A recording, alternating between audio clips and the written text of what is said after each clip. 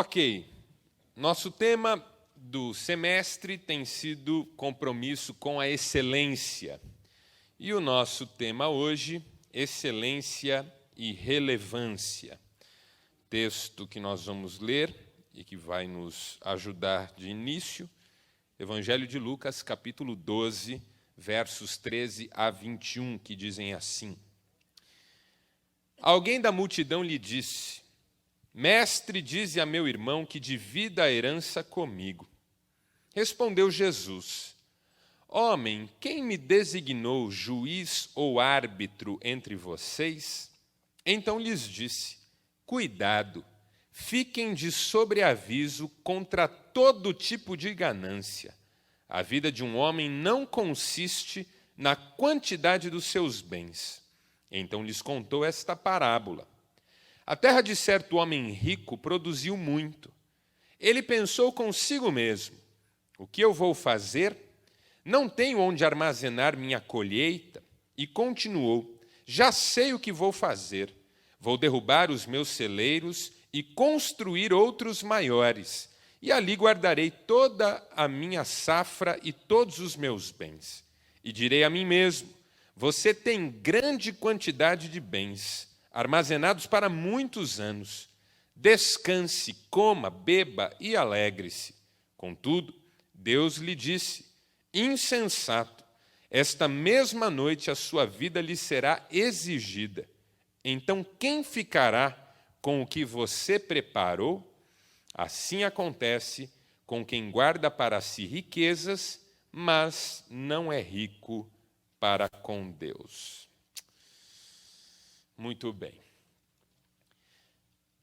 Eu não sei quantos estavam aqui na nossa primeira reunião este semestre, mas foi na primeira reunião que eu tentei conceituar juntamente com você o termo excelência, a ideia de excelência. Excelência, uma palavra latina que vem de outras duas palavras, a palavra ex, para fora, e a palavra que nós traduzimos por colina, lugar alto, elevado, como quem sobe. Então, excelência literalmente seria elevação, grandeza. Uma pessoa excelente, uma pessoa que se destaca numa busca por uma vida acima da mediocridade. O conceito de relevância não é muito diferente. A palavra relevância vem da palavra relevo, que também significa lugar destacado. Você fala em relevo no sentido de falar daquilo que se destaca na paisagem, no cenário, aquilo que está para cima do nível dos olhos ou do chão, assim por diante. Algo que tem relevância é algo que se destaca de alguma maneira, que chama a atenção, que salta aos olhos. Uma pessoa relevante é uma pessoa que as outras observam e cuja influência é sentida pelas demais. Então eu queria distinguir um termo do outro da seguinte maneira: excelência tem mais a ver com uma postura de vida pessoal, que você assume corajosamente a partir das suas próprias convicções, princípios, valores, um desejo que você tem de ser uma pessoa melhor. E relevância é como isso vai impactar a vida das outras pessoas. Entenderam? Se excelência tem a ver com o seu projeto pessoal de ser uma pessoa melhor, relevância tem a ver com como a sua vida vai fazer diferença na vida das outras pessoas. Uma pessoa excelente é relevante, uma pessoa relevante é excelente, ou pelo menos está em busca de excelência. Relevância no sentido da importância. Então, se a excelência é mais uma postura, a relevância é mais uma importância. Se a excelência é mais um caráter, a relevância é mais um carisma. E assim por diante. Excelência é um compromisso nosso, conosco mesmos, diante de Deus. Relevância, aquilo que as outras pessoas podem perceber em nós, desfrutar em nós, e o modo como nós podemos influenciar as vidas das pessoas. Agora, tem uma palavra que está, vamos dizer assim, em oposição a essas duas palavras e que eu quero usar bastante também na reunião de hoje, que é a palavra mediocridade. Então, nós vamos falar em excelência, vamos falar em relevância, mas eu também quero falar em mediocridade. Eu descobri esses dias que a palavra medíocre também tem uma raiz próxima dessas palavras excelência e relevância, porque a palavra ocre diz respeito, não é, essa partícula da palavra medíocre, né, essa desinência ocre, ela significa rocha, ou pedra, ou até montanha, numa tradução mais livre. E a pessoa medíocre é a pessoa que subiu só até a metade da montanha.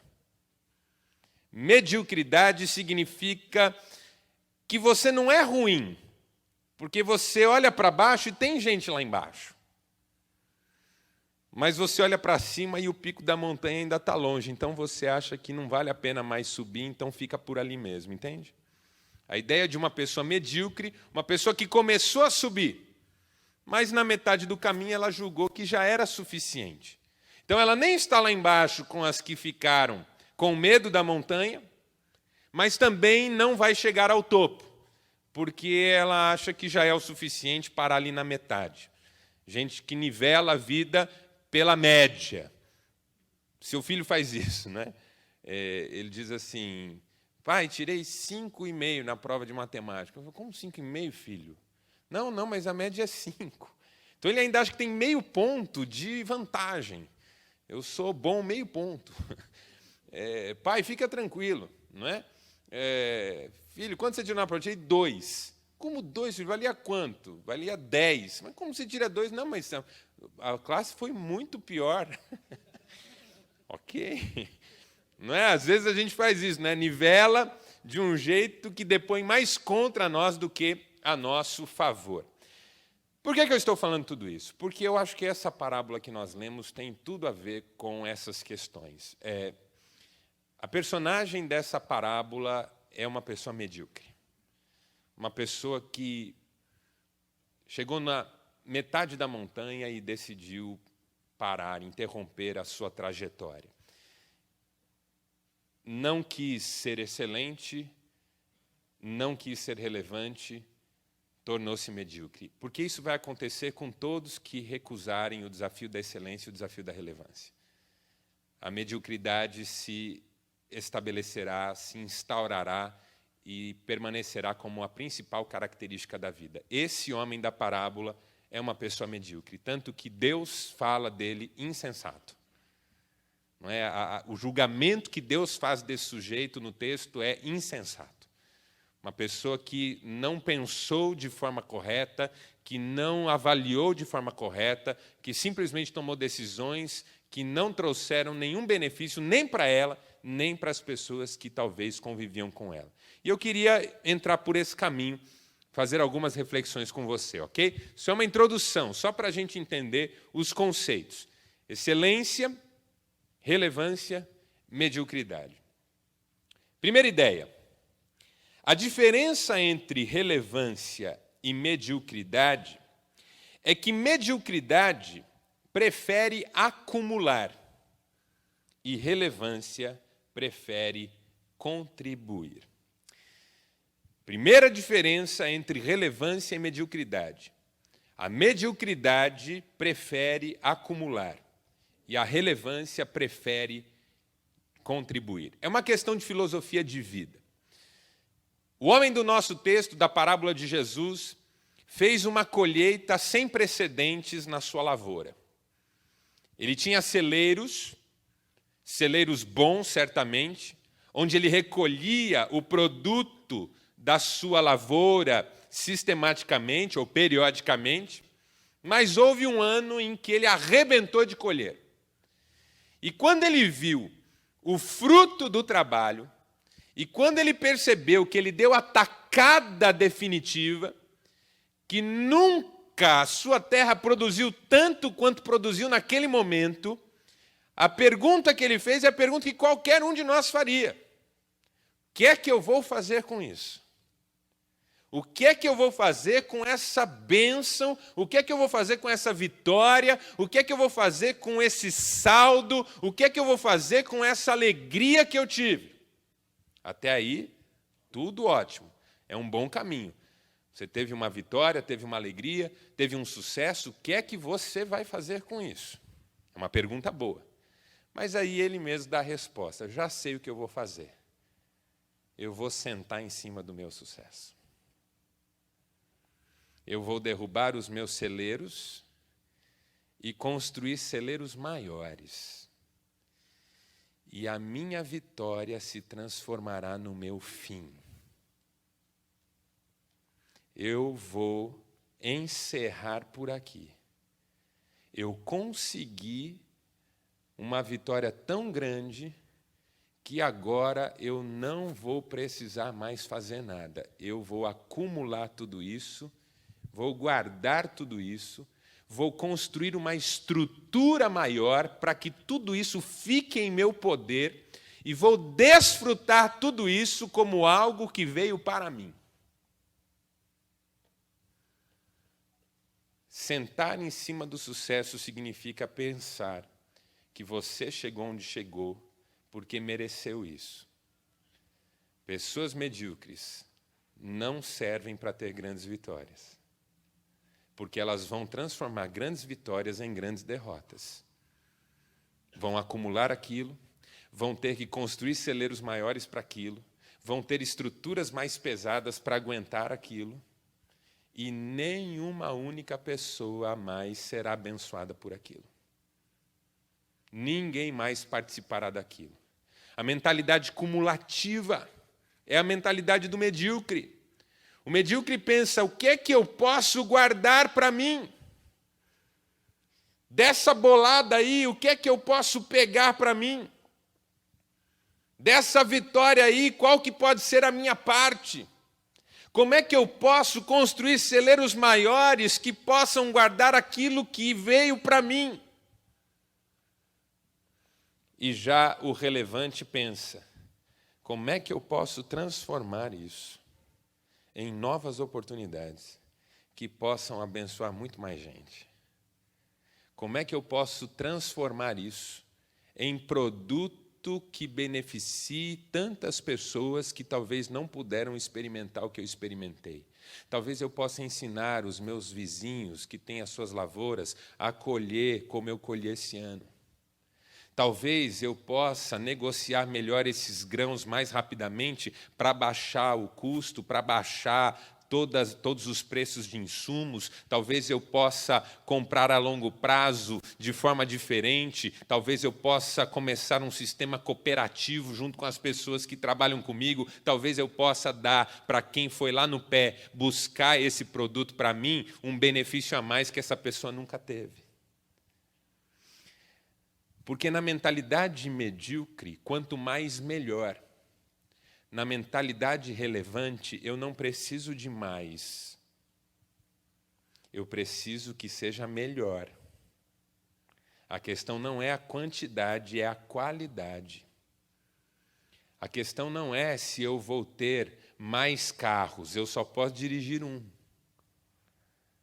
A questão é se eu posso ter um upgrade na minha vida de tal maneira que o meu carro sirva a mais propósitos do que normalmente já serve.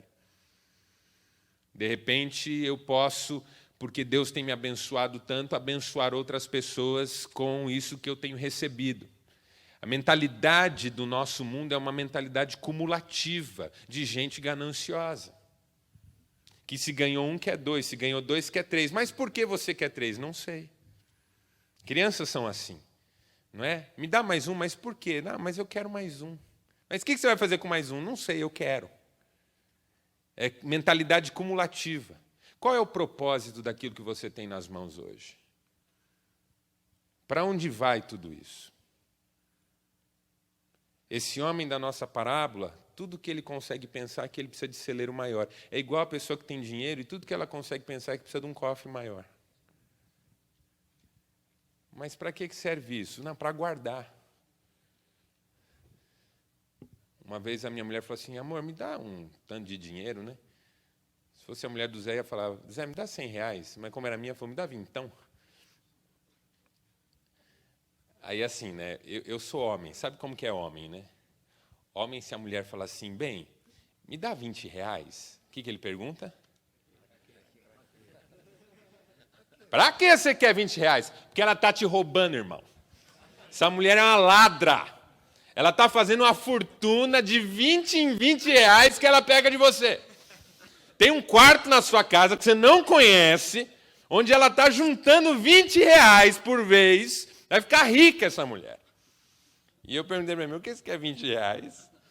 Aí ela respondeu lá um negócio, eu falei, não, mas você também gosta de dinheiro, hein? Ela falou assim, eu não, quem gosta de dinheiro é você. Você que fica com ele, eu gasto. Quem gosta é você, porque você guarda, eu gasto, eu não gosto não. Eu gosto do que... Quando uma pessoa luta muito para ganhar dinheiro, a pergunta séria é, o que é que ela está pensando em fazer com isso? Qual é o sonho? Qual é o anseio? Qual que é a ambição? Porque ambição e ganância são coisas muito diferentes que às vezes são tratadas de forma igual. Uma pessoa ambiciosa é uma pessoa que ambiciona determinado fim. Uma pessoa gananciosa é uma pessoa acumulativa, que quer mais. Não é um onde, mas é um quanto. Uma pessoa gananciosa é uma pessoa que fala assim, o meu sonho é ganhar 50 mil por mês. Por que o seu sonho é ganhar 50 mil por mês? Porque aí eu vou ter uma vida mais confortável. O que é uma vida mais confortável? Será que com 50 mil por mês sua vida não vai ficar mais desconfortável? Ou você não conhece ninguém que enriqueceu e a vida ficou pior? Ah, pastor, eu até conheço, mas porque o cara é burro. Comigo isso não ia acontecer, não. Não é? Tem gente que não se acerta, mas nós não é assim, né, irmão? Veja, triste da pessoa que quando sonha, sonha com quanto e não com onde. Onde é que essa minha produção vai chegar? Quem é que será que vai ler isso que eu escrevi? Será que alguém vai ouvir essa palavra que eu estou falando hoje? Será que dá para a gente mudar o cenário que a gente vive com essa vitória que a gente teve? Será que dá para transformar isso num mundo melhor? Essa é a mentalidade relevante. Ela quer contribuir, enquanto a mentalidade medíocre quer acumular. Tudo que esse homem vai fazer depois de uma vitória extraordinária na vida é construir celeiros maiores. Para guardar tudo, fechar a porta e deixar o tempo passar. Segundo, a diferença entre mediocridade e relevância é que mediocridade almeja aposentadoria, enquanto relevância almeja maturidade. Veja, você que está aqui aposentado, não é pecado ser aposentado. Quero eu me aposentar um dia, não tão cansado, não é? Sossegar, né, Zildo? Tranquilão. Zildo aposentou com 28 anos. Que bênção se você é aposentado, Deus te abençoe. Não entenda mal o que eu vou dizer. Aposentar-se é uma bênção. Almejar a aposentadoria, não. A gente aposenta porque chegou um tempo em que isso é possível em relação a determinada ocupação. Mas a gente continua produtivo porque a gente tem o que oferecer a esse mundo, ainda mais agora. Ainda mais agora. Que a gente tem tanta experiência nos ombros, tanta coisa boa vivida, tanta luta enfrentada, ainda mais agora. O problema desse homem do nosso texto é que a vitória dele significou, ao mesmo tempo, o enclausuramento dele. Quando ele atingiu a meta, ele fez a conta na ponta do lápis e disse, a partir de agora eu posso encostar o meu burro na sombra. E eu vou dizer para mim mesmo: descansa, come, bebe e fica na sua, porque você chegou onde você queria. Veja, descansar é importante. Comer e beber é uma maravilha. Desfrutar da vida é um presente que Deus dá. O Eclesiastes diz: não há nada melhor nesta vida do que comer, beber e regalar-se. A questão é, o meu foco não pode ser o dia em que eu não terei mais compromissos e obrigações. O meu foco tem que ser o dia em que eu serei maduro o suficiente para lidar com compromissos e obrigações de forma tranquila e abençoadora. Nós, na minha classe, minha classe é de pastores presbiterianos, a gente não aposenta, a gente jubila. E há muitos anos, quando eu era um jovem ainda aspirante ao pastorado, eu participei de uma cerimônia em que um pastor estava jubilando, ou seja, ele deixava a atividade pastoral normal para desenvolver uma atividade menos intensa e não formalizada no contexto de uma igreja local. E aí eu fui conversar com ele, dar os parabéns no final, e disse assim: puxa, que gostoso, né? O irmão está aposentando, na prática está aposentando. Ele falou: não, eu não estou aposentando. Eu estou jubilando, eu cumpri uma etapa da minha vida, mas hoje se abriu outra etapa na minha vida que eu quero continuar cumprindo com excelência. Aquilo ficou no meu coração. Ele não estava esperando o dia em que não precisaria fazer mais nada. Ele estava esperando o dia em que poderia fazer o que aprendeu a fazer de forma excelente, com melhor dedicação, com melhores esforços, com melhor foco, com mais intensidade. Qual é o seu plano para daqui a 10 anos? Quem você quer ser daqui a 20 anos? Você quer morrer fazendo o quê? Trocando o canal da TV? O sujeito teve um infarto. Como? No sofá. O que ele estava fazendo? Estava trocando o canal. Foi xingar o juiz. Pá! Claro que pode ser que isso aconteça. Porque, afinal de contas, vai assistir futebol até o final, né? Mas quais são os planos? Quais são os sonhos? Eu quero um dia poder me dedicar exclusivamente ao quê? Porque essa é a pergunta da maturidade. Um dia eu quero poder me dedicar exclusivamente ao quê? Esse homem está dizendo que a maior vitória da vida dele, a melhor safra de toda a história dele, fechou as portas da vida dele e, a partir de hoje, ele vai ser rico e vai ser ninguém. Nós vivemos num mundo em que ser alguém é ter dinheiro, não é? Ah, fulano não é ninguém. Por que fulano não é ninguém? Não tem nada. Mas ninguém não é quem não tem dinheiro.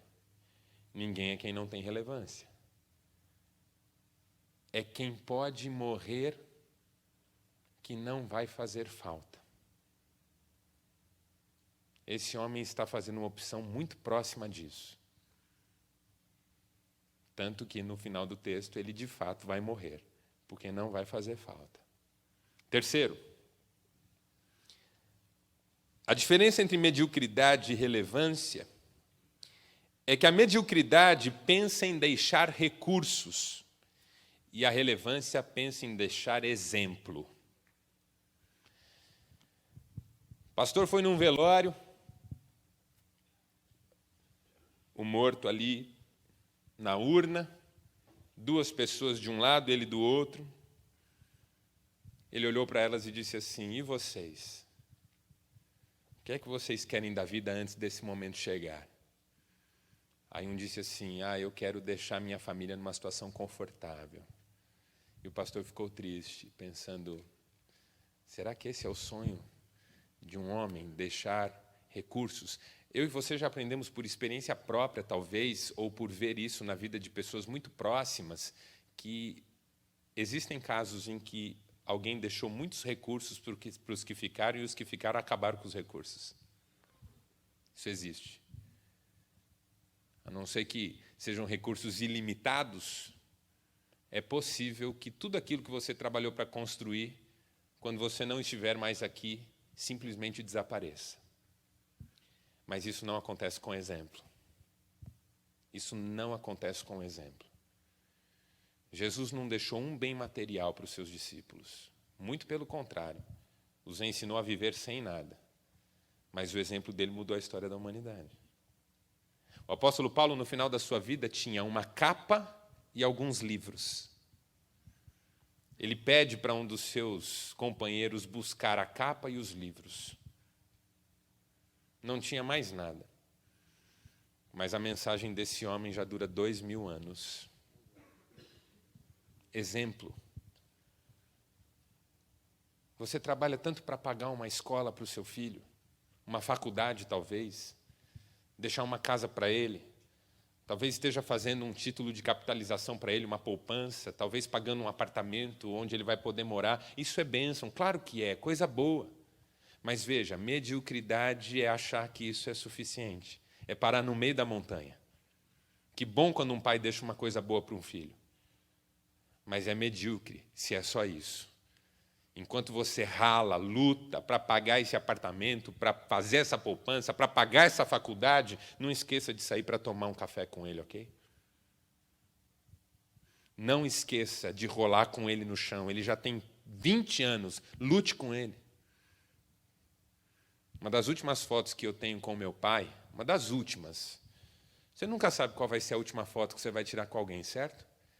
Nós tiramos essa foto no aniversário dele e no ano seguinte ele estava falecido. É ele deitado no sofá, eu em cima e os meus 2 irmãos em cima de mim. Ele estava deitado no sofá tranquilo, eu falei, bolinho, pulei. Aí os outros 2 vieram, só que aí meu pai é velhinho e eu me dei mal, porque eu inventei a brincadeira e tive que ficar segurando para a gente não amassar o homem. E aí a minha mãe correu, pegou uma máquina, viu ali a gente rindo, ele rindo, todo mundo rindo, tirou uma foto. Eu choro quando eu vejo essa foto, porque ele morreu pouco tempo depois. Ele não deixou nada para nós assim. Tinha lá um carnê de um carro que a gente está pagando, para minha mãe poder dirigir. Mas o exemplo a gente não esquece. Tem pais que se envergonham por não poder dar uma coisa a mais para o seu filho, não pode dar um carro para o filho quando faz 18 anos, não pode dar uma faculdade paga, tem que fazer o menino, você tem que passar na pública, filho. Que o pai não aguenta uma particular, não, senão você vai ter que trabalhar com o pai. Que é uma ameaça, né? Se você não passar na pública, você vai ter que trabalhar com o pai. Não, pode deixar, pai, eu vou estudar, fica tranquilo. Às vezes a gente se envergonha de não poder dar algo a mais. Veja, talvez você esteja vivendo um momento difícil na vida, assim, não tem grana sobrando, para pagar as contas da casa já está difícil. É possível. Não é todo mundo que está com a vida fácil, tranquila. Tem gente que está apertadinho, que faz a conta na ponta do lápis. Mas veja, ninguém é pobre a ponto de não poder dar exemplo. Ninguém. O exemplo desse homem é o pior exemplo do mundo, tanto que ele entra para a história como um idiota. Esse homem entrou para a história como um idiota. Aquele que entrou para a história como um divisor de águas, Jesus, conta a história dele para ele entrar para a história como um bobo. Alguém que só pensou em si mesmo, não deixou um exemplo, não deixou um legado, não deixou uma marca. Ninguém vai ter saudade do carro, da casa, é da gente. Puxa, que pena que não está mais aqui. Eu fico tão feliz quando eu vou num velório, parece brincadeira, mas eu fico tão feliz quando eu vou num velório e está todo mundo comovido, contando boas histórias, falando da falta que vai fazer. Pior velório que tem para você ir é aquele que está todo mundo assim, ó. Ufa, acabou a aprovação. Descansou, mas querendo dizer descansamos. Porque mesmo assim, mas estava doente, só que se estava doente e deu exemplo, vai fazer falta. Dói enterrar alguém que a gente sabe que vai fazer falta. Eu não sei qual vai ser meu último dia. Eu fui pregar em Londrina domingo e eu estava comentando algo que eu já comentei aqui, né? Rubem Alves escreveu numa das suas crônicas que os anos de uma vida nunca se somam, eles sempre se subtraem. Então eu digo que você não deve perguntar para uma pessoa quantos anos ela tem. Você deve sempre perguntar para uma pessoa quantos anos ela não tem mais. Porque o número que a gente responde quando alguém pergunta a nossa idade, né, Carlão? Quando eu pergunto, Carlão, quantos anos você tem? E ele responde 68. Isso não é o tempo que ele tem. Isso diz respeito ao que ele não tem mais. Entendem isso? Quando eu digo assim, eu tenho 38 anos, não, eu não tenho 38 anos. 38 anos eu tive. Quantos anos você tem? A pessoa pergunta. A resposta certa seria: não sei. Eu não sei quantos anos eu tenho. Eu sei quantos anos eu tive até agora. 38, muito bem vivido, né, Demore? Não é o seu caso já é 50, né, irmão? Bem vividos até aqui, graças a Deus, agradeço por cada dia, mas quanto tempo eu tenho eu não sei. E o exemplo? Eu gosto muito da história de um missionário chamado David Livingstone, um homem brilhante, extraordinário, foi servir como missionário na África. Quando ele morreu, ele que era inglês e trabalhava na África, veio uma comitiva da Inglaterra para buscar o seu corpo, porque ele morreu na África. Quando os ingleses chegaram no lugar onde ele estava, onde o seu corpo estava, e foram avaliar, examinar o corpo para levá-lo para a Inglaterra, perceberam que uma cirurgia tinha sido feita no seu peito. E perguntaram para os locais: escuta, que cirurgia foi essa? Aí alguém respondeu: os africanos arrancaram o coração dele.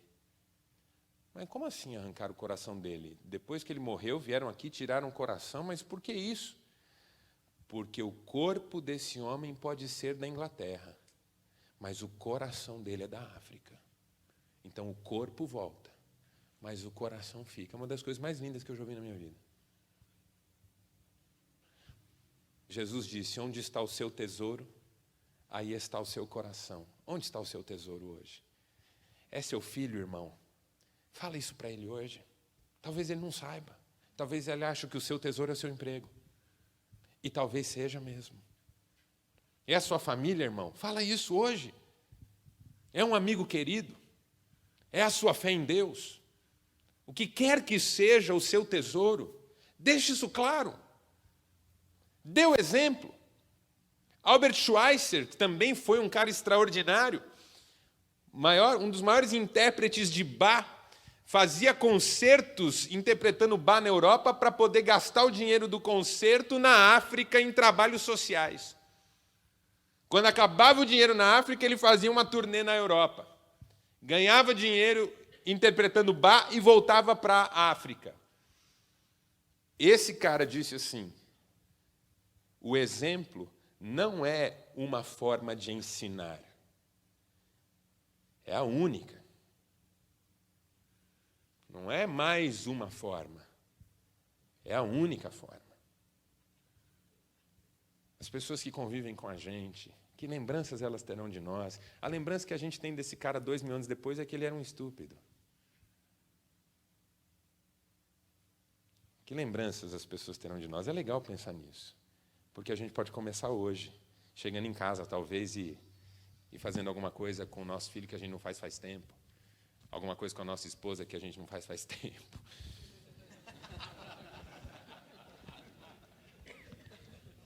Oh, Deus. E por último,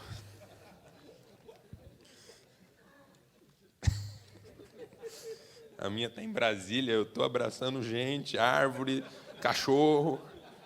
Estou desde segunda-feira fora. Estou sem banho desde segunda. A diferença entre mediocridade e relevância é que mediocridade crê que Deus dá ao que pede. Puxa, eu precisava de mais tempo para falar sobre isso, hein? Não vou não. Quando eu falo assim, é porque você fala assim: puxa, tinha tanta coisa. Ele não falou: não tinha nada, não, era só isso mesmo. Mas fica aparecendo. Não, olha só. Mediocridade crê que Deus dá ao que pede. Isso é verdade, mas é medíocre, é a metade da montanha. Porque relevância crê que ele pede contas do que deu. Entenderam? A mediocridade crê que ele dá o que pede, o que é verdade. Mas a relevância crê que ele pede contas a quem ele deu. Insensato, esta noite a sua vida será exigida. É o homem da nossa parábola. Todo feliz, contente e saltitante, que vai ser o dono dos maiores celeiros da região. E Deus está dizendo, você não vai viver para desfrutar disso. O que é que você tem preparado? O quê? Eu não sei no que você acredita, ok? Você sabe que esse ambiente aqui não é um ambiente religioso, é um ambiente de espiritualidade, não de religião. Então, você tem a sua igreja, você tem o seu espaço de culto, ou não tem e vem aqui, está tudo certo. Mas se a gente crê em Deus, pode ser que alguém aqui não creia, também eu respeito. Eu creio em Deus e gostaria muito que você cresça também. Mas eu sei que essa é uma experiência pessoal, cada um com Deus. Agora, uma vez que eu creio em Deus, eu não posso crer em Deus só como alguém que me socorre na hora da dificuldade. Eu preciso entender que um dia eu vou estar lá. Porque assim, eu vou tentar ser bem rápido. Eu brinquei, mas teria muita coisa para falar aqui. Quem sabe a gente fala num outro momento. As perguntas sérias da vida são: de onde nós viemos, para onde nós vamos e o que é que nós estamos fazendo aqui? Essas são as perguntas da vida. O resto é tudo distração e conjectura e contingência. É a pergunta da criança. A pergunta da criança é o seguinte: ela está diante do túmulo, do caixão do vovô e ela pergunta: mamãe, onde é que o vovô está? Essa é a pergunta da vida. A pergunta da vida, cronologicamente falando, a primeira pergunta que ocorre ao ser humano, pergunta séria, é: para onde foi? Porque as pessoas vão, não é? Quando uma criança fala assim, de onde veio o bebê? E a mamãe responde, da barriga, está tudo certo num primeiro momento. Mas quando a criança pergunta para onde o vovô foi, não está tudo certo. Porque até a mamãe tem que pensar, para onde o vovô foi? Será que não foi para lugar nenhum? Será que foi para algum lugar? Então, a primeira pergunta das 3 perguntas sérias da vida nasce muito cedo na nossa vida. Diante de um caixão, alguém vai perguntar, nem que seja uma criança de 4 anos, para onde foi? Aí a segunda é decorrente dessa. De onde veio? Se eu souber de onde veio, talvez eu saiba para onde foi. Veio de algum lugar? Apareceu aí? Como é que é isso? De repente eu posso tentar descobrir de onde veio para descobrir para onde vai. Talvez seja uma volta, talvez seja um retorno. Aí, se eu descubro que tem uma origem e tem um destino, a pergunta é: qual é a razão desse intervalo? A Bíblia diz que eu vim de Deus e volto para Deus. O espírito volta a Deus de onde veio e o pó volta à terra. Eu vim de Deus e volto para Deus. Qual a razão de eu ter saído para voltar? Entendeu? Essa é a pergunta. Ou seja, eu estava lá, vamos imaginar assim, né? Claro que esse eu estava lá precisa ser melhor compreendido e eu não vou entrar nisso hoje, mas eu estava lá, vou voltar para lá? Isso aqui serve para quê exatamente? Só para você casar e separar 3 vezes? Para ter filho que tem problema? Para perder tudo na vida? Vem fazer o quê aqui? Qual é o propósito? Então, quando eu descubro que eu vou voltar para Deus, a pergunta é: em nome de que Ele me permitiu viver isso aqui? Veja, são perguntas filosóficas, não são religiosas. Porque tem a ver com de onde eu vim, para onde eu vou e o que é que eu estou fazendo. Seja qual for a resposta que eu dê para essas perguntas, para as 2 primeiras, essa última, o que é que eu estou fazendo aqui, conta muito. Porque eu volto e, em tese, eu presto contas. E se o que eu creio que a Bíblia ensina, aí fecha, porque aí eu volto para Deus e presto contas. Essa noite a sua vida será exigida, é o texto. E aí? E aí? Como é que fica? Então eu creio que Deus não é alguém que me dá o que eu peço. Isso é verdade. Mas eu creio que Deus é alguém que pede contas daquilo que me deu. E eu quero chegar lá com a consciência limpa. Não fui perfeito, não acertei sempre, talvez tenha mais errado do que acertado. Vamos jogar limpo.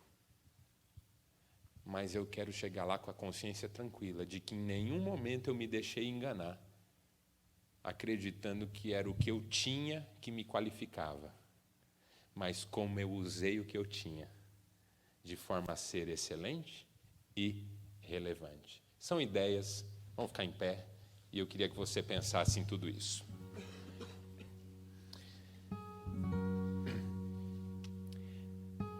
Senhor, nós não queremos ser medíocres, porque a Tua palavra não nos chama a mediocridade. Ela nos chama a excelência de Cristo e a relevância de discípulos de Cristo. Como Ele disse, vocês são o sal da terra e a luz do mundo. O sal não pode perder o seu sabor, senão para nada serve a não ser pisado pelos homens. E a luz não pode ser colocada debaixo de uma cama, mas no velador onde ilumine toda a casa. Nós queremos isso na nossa vida, queremos que a relevância seja uma marca na nossa vida, para que não sejamos cumulativos, mas contribuintes, para que não deixemos apenas recursos, mas exemplo, para que não queiramos apenas parar, mas crescer, não ter, mas ser, e não apenas pedir, mas prestar contas, porque a grande verdade é que tudo que nós temos vem das Tuas mãos, e é para Ti que administramos tudo que o Senhor tem nos dado. O Senhor é o dono da terra, da sua plenitude, como diz a palavra, dono de todo ouro e de toda prata. Queremos viver para Ti nesse sentido e prestar contas com dignidade, ainda que não tenhamos sido os melhores servos. Queremos ser sinceros e tranquilos na certeza de que o Senhor não nos tratará com rigor, mas com amor e misericórdia, por graça, por Cristo Jesus, o nosso Senhor. É no nome dele que nós oramos, hoje e sempre. Amém. Amém. Deus te abençoe, irmão. Vá em paz, bom descanso. Até quarta-feira que vem, se Deus quiser. E hoje tem Atlético e São Paulo, hein? Adivinha por quem que eu estou torcendo?